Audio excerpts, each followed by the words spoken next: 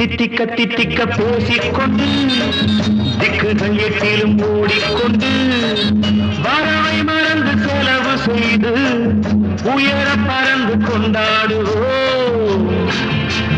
கட்டழகு கொண்டிருக்கு வட்ட வீடும் பாட்டிருக்கு தொட்ட இடம் அத்தனையும் இன்பமின்றி துன்பமில்லை.